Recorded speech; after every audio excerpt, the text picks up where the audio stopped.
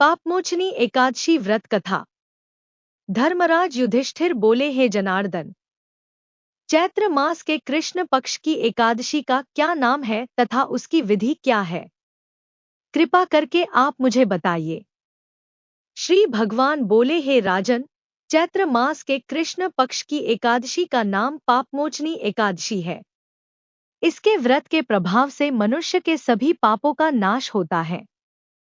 यह सब व्रतों से उत्तम व्रत है।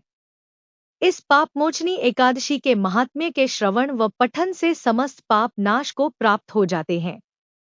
एक समय देवर्षि नारद जी ने जगत पिता ब्रह्मा जी से कहा, महाराज, आप मुझसे चैत्र मास के कृष्ण पक्ष की एकादशी विधान कहिए। ब्रह्मा जी कहने लगे कि हे नारद, चैत्र मास की कृष्ण पक्ष की एकादशी पापमोचनी एकादशी के रूप में मनाई जाती है। इस दिन भगवान विष्णु का पूजन किया जाता है।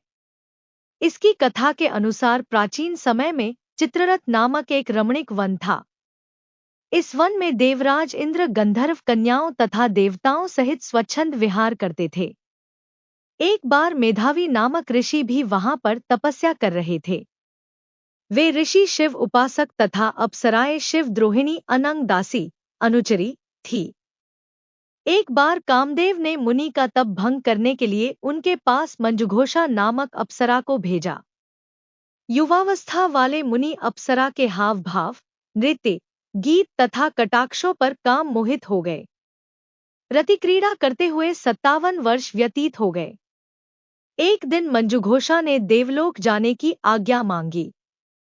उसके द्वारा आज्ञा मांगने पर मुनि को भान आया और उन्हें आत्मज्ञान हुआ कि मुझे रसातल में पहुंचाने का एकमात्र कारण अप्सरा मंजुघोषा ही है। क्रोधित होकर उन्होंने मंजुघोषा को पिशाचनी होने का श्राप दे दिया। श्राप सुनकर मंजुघोषा ने कांपते हुए ऋषि से मुक्ति का उपाय पूछा। तब मुनिश्री ने पापमोचनी एकादशी का व्रत रखने को कहा और अप्सरा को मुक्ति का उपाय बताकर पिता च्यवन के आश्रम में चले गए। पुत्र के मुख से श्राप देने की बात सुनकर च्यवन ऋषि ने पुत्र की घोर निंदा की तथा उन्हें पापमोचनी चैत्र कृष्ण एकादशी का व्रत करने की आज्ञा दी। व्रत के प्रभाव से मंजुघोष अप्सरा पिशाचनी देह से मुक्त होकर देवलोक चली गई। अतः हे नारद, जो कोई मनुष्य विधिपूर्वक इस व्रत को करेगा, उसके सारों पापों की मुक्ति होना निश्चित है।